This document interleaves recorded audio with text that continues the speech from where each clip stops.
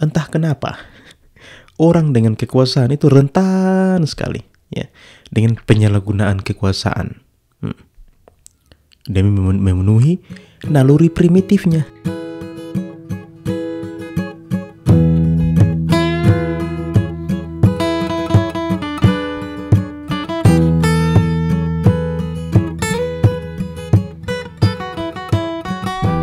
Saudara, beta beberapa hari yang lalu duduk minum kopi dengan beberapa rekan kerja. Nah, seperti biasa ya, kami membicarakan beberapa hal gitu, jokes-jokes ringan dan ya pokoknya berbicara hal-hal yang bisa membuat tertawa dan seterusnya. Perhatian beta mulai terfokus ketika salah seorang dari kami itu membicarakan tentang mata lelaki. Jadi situasi kantinnya itu kan rame ya, banyak orang masuk keluar karena itu memang jam istirahat begitu. Dan dari tema-tema yang muncul itu kemudian ada satu di antara kami yang bicara soal mata lelaki. Nah, teman ini bicara bahwa mata laki-laki itu memang selalu responsif kalau ada yang bagus-bagus lewat. Ya, misal ada cewek cantik lewat, nah itu biasanya mata tuh harus kayak langsung melirik begitu ya. Meskipun menurut beliau meskipun telah berkeluarga, namun hal itu tidak bisa dihindari katanya begitu. Menurutnya ya laki-laki begitu. Menurut beliau ini bisa dikatakan sebagai naluri primitif. Jadi dari sononya sudah begitu gitu. Pembicaraan kami pun penuh dengan tawa dan kebersamaan. Nah, namun beta pun berpikir tentang diksi naluri primitif, saudara. Dua kata yang menarik untuk dibedah begitu. Nah, naluri primitif itu apa? Naluri primitif adalah istilah dasar yang digunakan untuk merujuk pada dorongan atau insting dasar yang dimiliki manusia dan makhluk hidup lainnya. Jadi bukan hanya manusia yang punya naluri primitif ya, makhluk hidup lain juga punya. Naluri primitif seringkali terkait dengan perilaku dasar yang ada dalam diri kita sebagai hasil evolusi dan diprogram dalam sistem saraf kita. Jadi ya itu sudah bawaan pabrik, setelan pabriknya begitu. Nah, ada beberapa naluri primitif, saudara. Beta lihat di sini ada kurang lebih 4 ya. Yang pertama itu naluri bertahan hidup. Nah, ini mencakup naluri untuk mencari makan, ya, minum, tempat perlindungan dan untuk menghindari bahaya. Contoh dari naluri primitif ini adalah kebutuhan untuk makan, minum dan tidur. Nah, itu memang sudah melekat dalam setiap orang ya, bahwa lu kerja, lu cari makan, cari minum, tapi ingat tidur ya. Jangan kurang tidur. Ya, setidaknya 5-6 jam dalam satu hari ya. Itu naluri bertahan hidup. Yang naluri primitif yang kedua tuh apa? Yaitu naluri reproduksi. Nah, ini naluri ini melibatkan dorongan untuk berkembang biak dan mempertahankan spesies. Nah, ini naluri ini mencakup hasrat seksual, melindungi anak ya atau keturunan, dan perilaku yang mendukung kelangsungan hidup keturunannya. Ini jadi setiap orang tuh dibekali dengan naluri reproduksi. Itu. Yang ketiga adalah naluri agresi dan pertahanan. Nah, ini melibatkan respon terhadap ancaman dan konflik. Naluri ini dapat meliputi respon pertahanan diri ya, seperti melawan atau melarikan diri dari bahaya. Jadi memang secara alami kita tuh cenderung defensif ya, defensif dan agresi. Kalau ketika ada bahaya kita mencari perlindungan seperti itu. Naluri sosial, manusia adalah makhluk sosial dan naluri sosial mencakup kebutuhan untuk berinteraksi dengan orang lain, membentuk hubungan sosial dan memahami norma-norma sosial. Itu naluri sosial. Jadi itu, saudara, ada beberapa naluri primitif yang dimiliki oleh makhluk hidup, bukan saja manusia ya. Tadi naluri bertahan hidup, naluri reproduksi, naluri agresi dan bertahan, dan naluri sosial. Beta kembali pada tema pembicaraan kami di kantin tadi ya dengan teman-teman. Terus dari 4 naluri tadi itu kira-kira aktivitas melirik itu termasuk naluri primitif apa? Atau termasuk naluri primitif bukan? Ya, setelah beta membedah itu, tadi ada 4 naluri primitif, nampaknya ada saudara ya. Bisa kita kategorikan aktivitas melirik itu ke naluri reproduksi ya. Karena secara evolusi, manusia memiliki dorongan untuk mencari pasangan. Ya. Ini mendorong orang untuk melihat tanda-tanda fisik lawan jenis yang potensial. Wah, ini kan makanya setiap orang punya ukurannya itu. Tapi ingat saudara ya, ini melihat tanda-tanda fisik lawan jenis, jadi bukan yang sesama jenis. Sekarang itu ada orang yang kemudian tertarik pada sesama jenis. Nah, ini beta belum dapat teori yang menguatkan statement itu, tapi ya hidup yang normal-normal saja lah.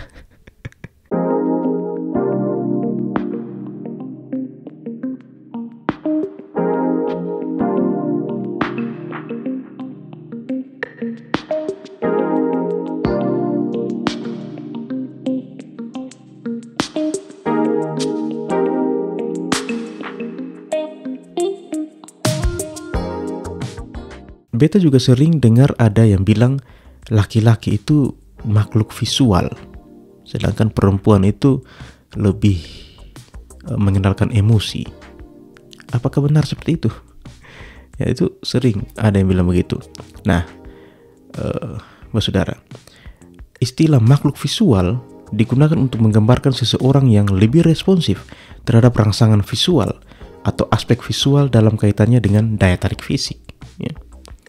Mungkin ada yang, ya kita bicara laki-laki lah, ada yang ketika misalkan preferensi dalam melihat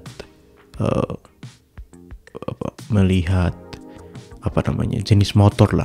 Mungkin ada yang suka ketika motornya yang kalau kita di pinggir jalan tuh pakai motor sport, wah itu ada yang suka, ada yang lirik, wah bagus sih. Tapi kalau ada juga yang sukanya motor-motor yang sederhana, klasik dan seterusnya, itu baru dilihat, wah bagus sih. Tapi yang suka motor sport tidak suka. Nah, itu kan preferensi visual, saudara. Tidak bisa kita samakan. Nah, kembali pada tadi, laki-laki adalah makhluk visual. Apakah benar? Nah, terlepas dari gender, sebagian besar orang memiliki elemen visual dalam persepsi daya tarik fisik, saudara.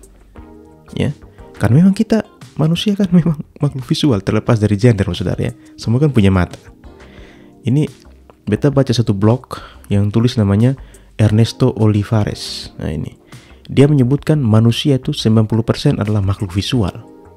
Ya, terlepas dari gender, saudara ya. Manusia ya, Homo sapiens. Jika kita bandingkan dengan makhluk lain ya berbeda. Seperti apa? Anjing misalkan.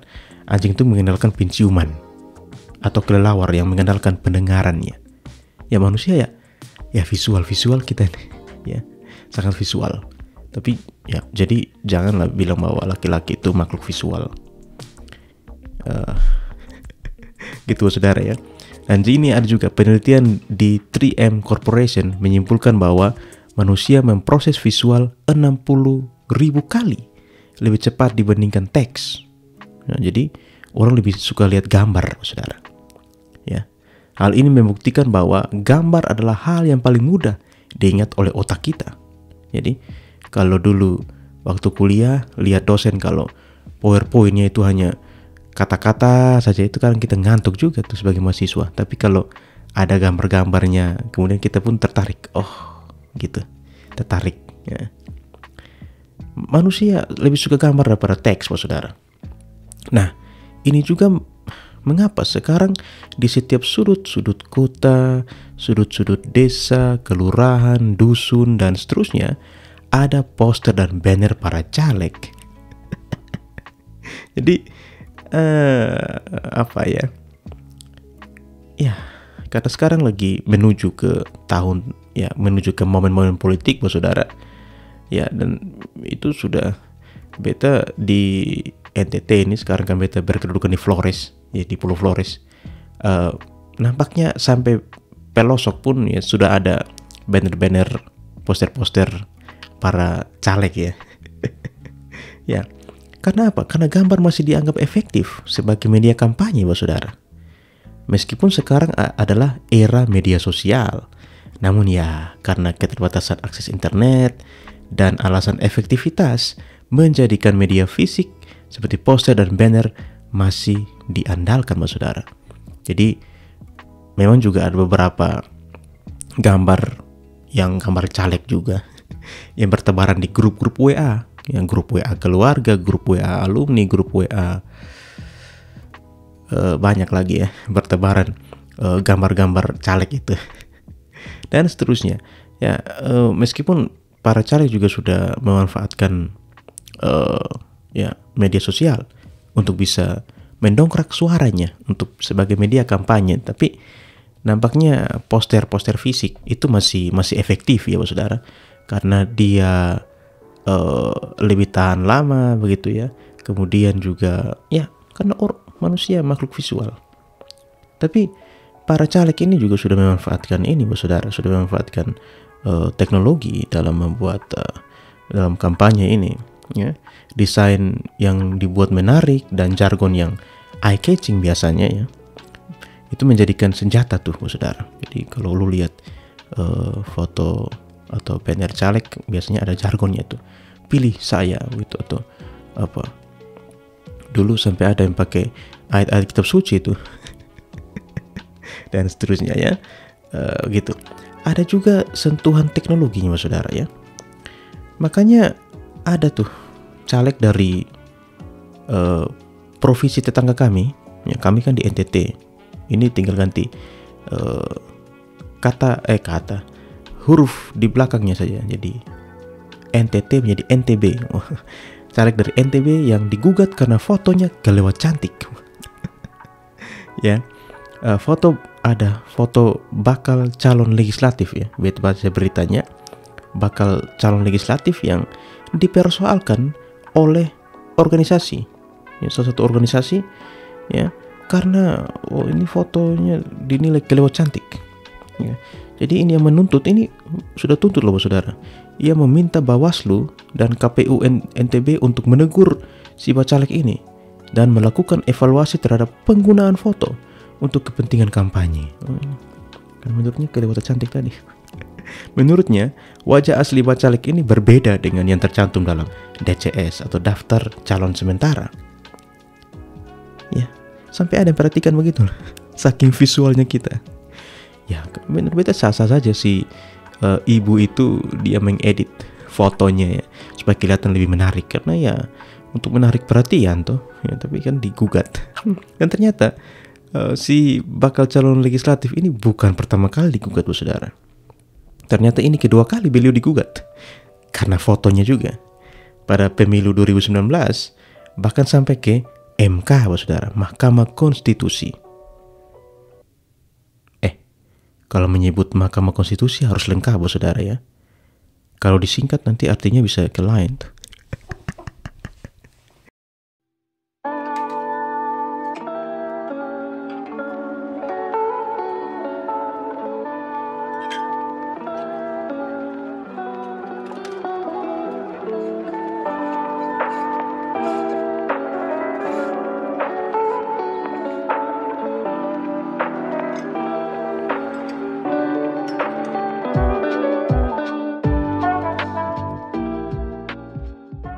MK, saudara ya.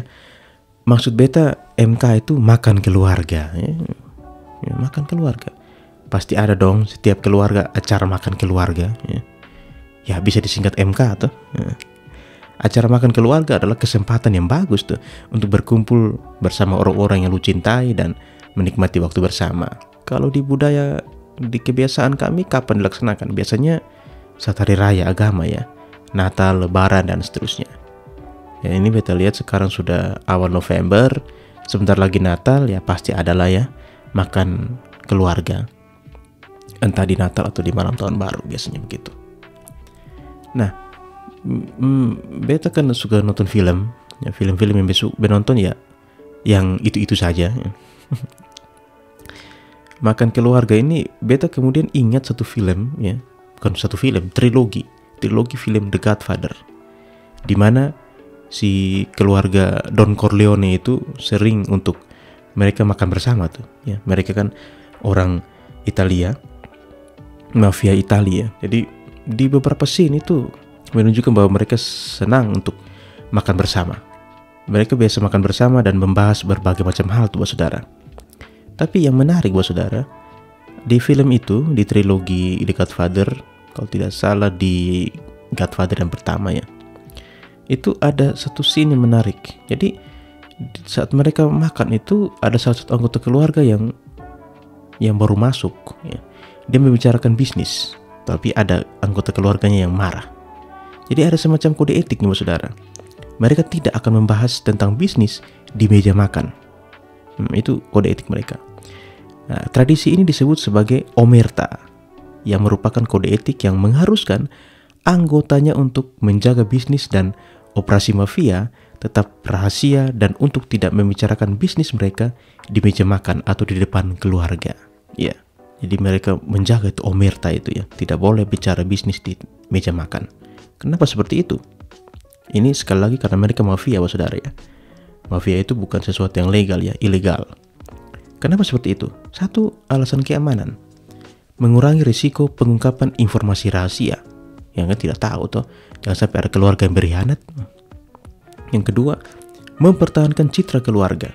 Ya, karena mereka berpegang pada nilai-nilai tradisional, tindakan menghormati keluarga dengan tidak membicarakan bisnis di meja makan. Jadi menunjukkan rasa hormat ya.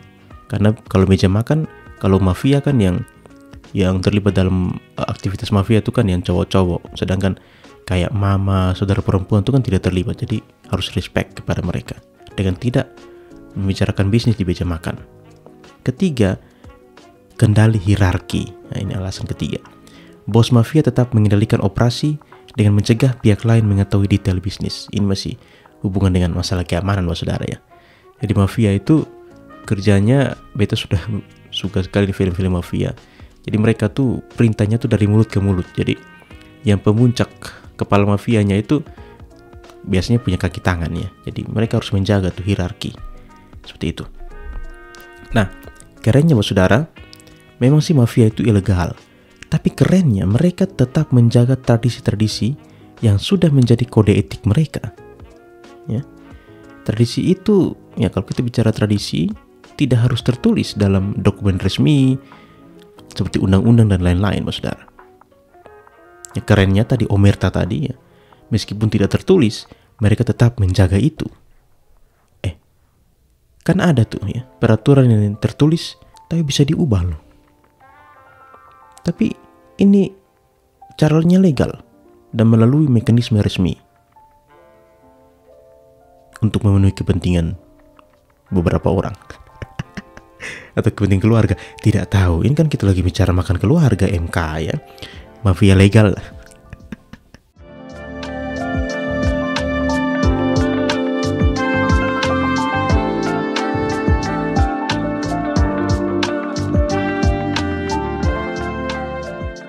Kok bisa ya dengan cara legal mengubah sebuah aturan untuk kepentingannya? Ya, bisa saja saudara. Bisa. Kalau dia adalah seorang penguasa, ya. Atau ya bisa kita sebut kayak sistem monarki lah ya. Jadi kalau satu negara punya sistem dan yang pimpinnya itu seorang raja, itu kita sebut sebagai sistem monarki.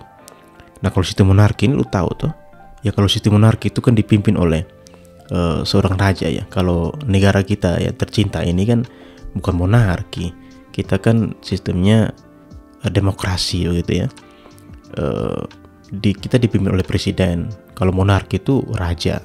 Monarki pun ada dua saudara. Ada monarki konstitusional dan monarki absolut.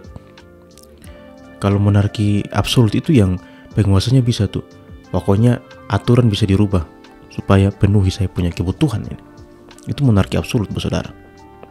Contohnya ada satu raja Prancis, Raja Louis keberapa begitu beta lupa.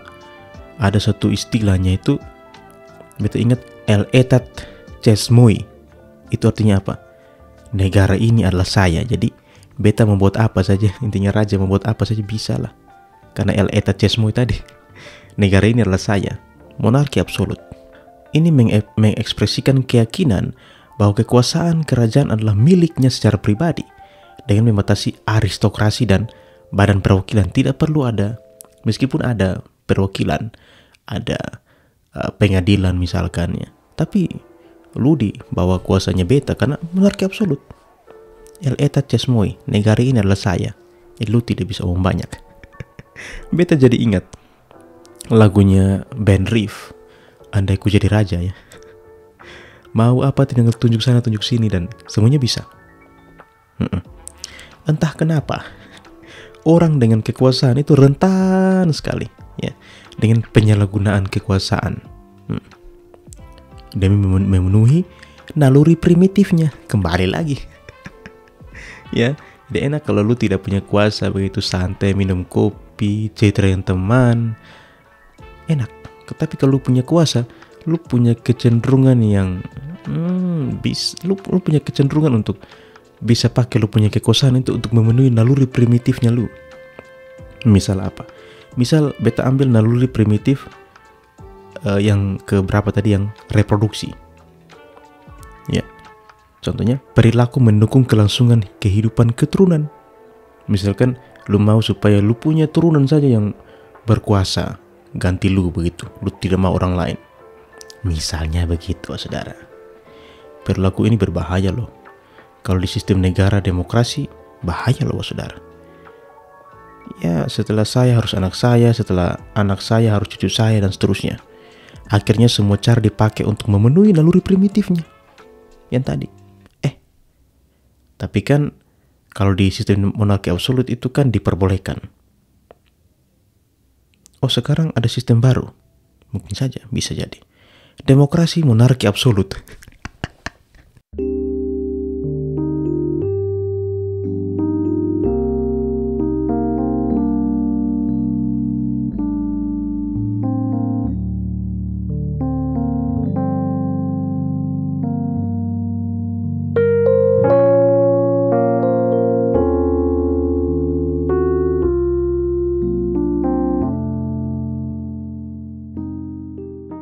Ya entahlah saudara ya, menurut beta peraturan tertulis itu ada karena produk manusia juga. Kan manusia yang buat aturan dan seterusnya. Dan seringkali dilanggar juga oleh manusia. Ya. Ada yang bilang peraturan dibuat untuk dilanggar. Seperti itu terus menerus, dibuat dilanggar. Karena manusia selalu ingin memenuhi naluri primitifnya, saudara. Tapi jangan lupa ada namanya etika ya. Jadi peraturan tertulis itu oke, tertulis lah, tapi jangan lupa namanya etika. Etika adalah sistem nilai, norma, dan prinsip yang membimbing perilaku individu dan kelompok dalam masyarakat.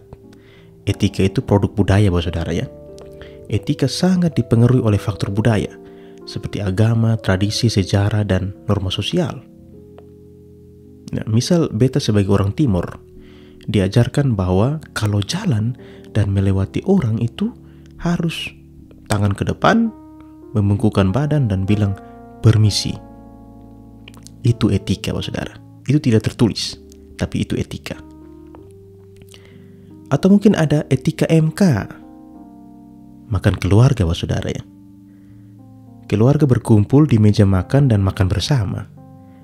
Atau kalau lu adalah seorang raja, lu bisa tuh mengundang orang makan yang bukan anggota keluarga lu. Tujuannya apa? Supaya mencapai tujuan yang lu sedang inginkan.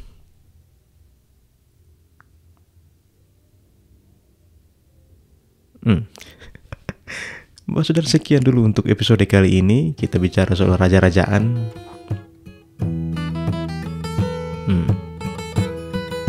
Cheers.